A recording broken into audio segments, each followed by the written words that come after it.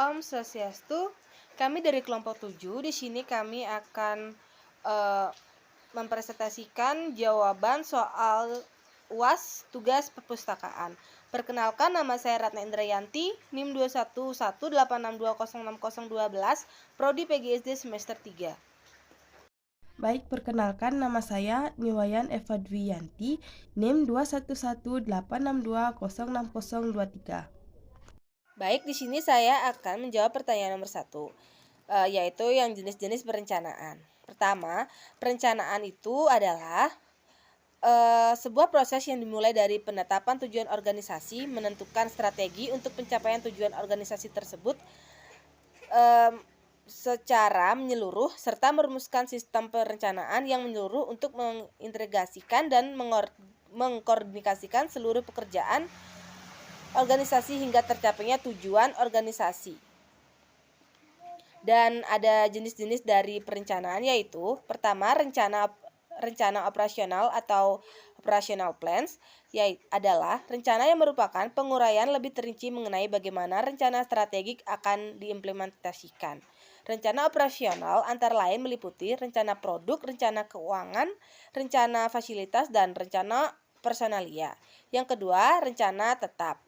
Rencana tetap atau standing plans adalah rencana yang digunakan lebih dari satu kali untuk mengenai situasi yang dapat diperkirakan dan terjadi berulang-ulang. Contohnya, kebijakan pedoman umum dalam pembuatan keputusan. Yang ketiga, rencana sekali pakai. Rencana sekali pakai atau single use plans adalah rencana yang hanya digunakan untuk mencapai tujuan tertentu dan tidak digunakan kembali bila tujuan tersebut telah tercapai. Contohnya, program, rangkaian kegiatan yang relatif luas meliputi langkah untuk mencapai tujuan, personil yang bertanggung jawab, dan urutan waktu langkahnya.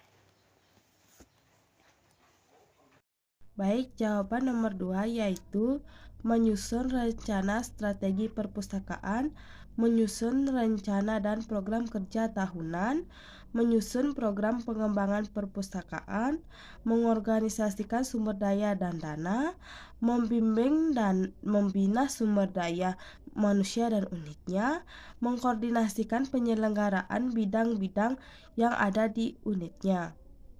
Baik, jawaban untuk nomor 3 yaitu terkadang staf perpustakaan merasa tidak termotivasi untuk melaksanakan pekerjaannya, sedangkan pekerjaan di perpustakaan membutuhkan pekerjaan staf secara efektif.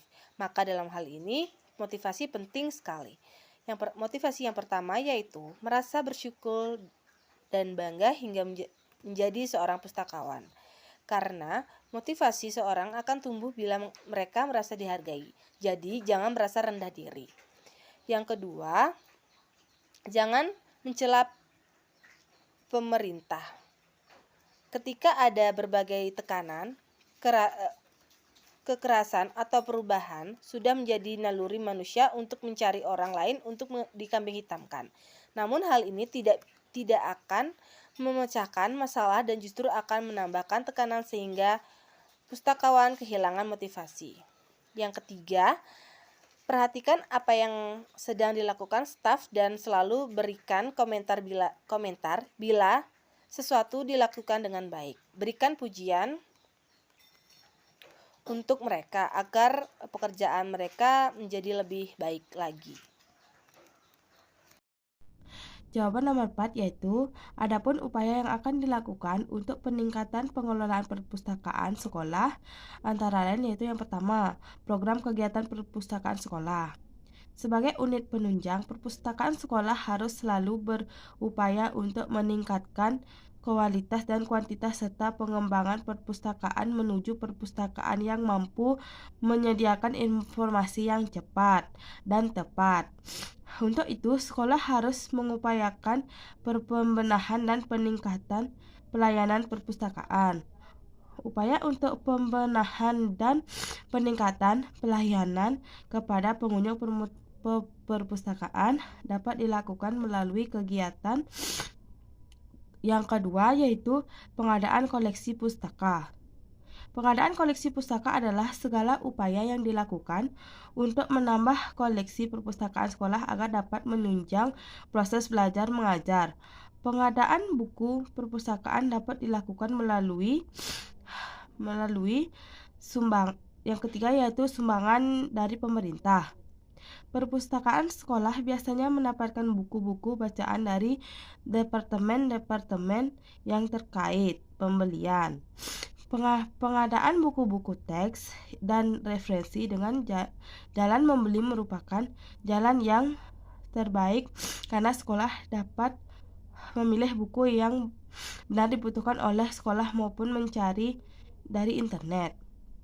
Pemberian atau hadiah buku-buku untuk perpustakaan dapat diperoleh dari siswa-siswi baru, siswa-siswi yang naik kelas, siswa-siswi yang lulus, bahkan juga dari guru dan karyawan. Tukar-menukar buku-buku yang terlebih atau kurang bermanfaat bagi suatu perpustakaan sekolah dapat dilakukan ke perpustakaan lain. Pembuatan sendiri. Bahan perpustakaan dapat dibuat sendiri oleh pihak sekolah melalui pembuatan clipping dari koran dan majalah ataupun buletin, mengumpulkan karya tulis dari siswa yang dinilai baik dan dapat dijadikan koleksi perpustakaan.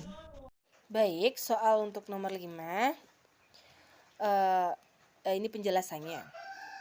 Dalam usaha mengembangkan perpustakaan sekolah sebagai media pembelajaran, perlu ada kerjasama antara pustakawan dan guru, sehingga keberadaan perpustakaan sebagai media pembelajaran dapat digunakan secara maksimal. Upaya mengoptimalkan fungsi perpustakaan sekolah sebagai sumber daya informasi dan sebagai media pembelajaran dapat dilakukan hal-hal berikut. Yang pertama, memberikan pelayanan terbaik bagi pustaka, dan hal ini para pustakawan menjadi ujung tombak pelaksanaannya, sehingga pustakawan perlu diberikan pendidikan dan pelatihan tentang pengolahan perpustakaan yang baik. Yang kedua, perpustakaan harus menampilkan tata ruang yang baik bagi pustaka. Hal ini dilakukan agar pustaka merasa nyaman ketika menggunakan layanan perpustakaan. Yang ketiga, mengetahui bahan pustaka yang dibutuhkan peserta didik, sehingga kita dapat mengetahui bahan-bahan pustaka apa saja yang diperlukan dalam mengembangkan perpustakaan sesuai dengan kebutuhan. Akan sia-sia jika kita tidak menambahkan bahan pustaka secara terus-menerus tanpa mengetahui kekurangan dan kelebihan koleksi perpustakaan.